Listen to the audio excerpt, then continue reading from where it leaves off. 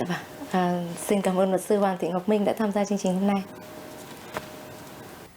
Quý vị và các bạn thân mến, chuyên mục hộp thư truyền hình của báo và phát thanh truyền hình Bắc Ninh tới đây xin được kết thúc. Cảm ơn sự quan tâm theo dõi của quý vị và các bạn.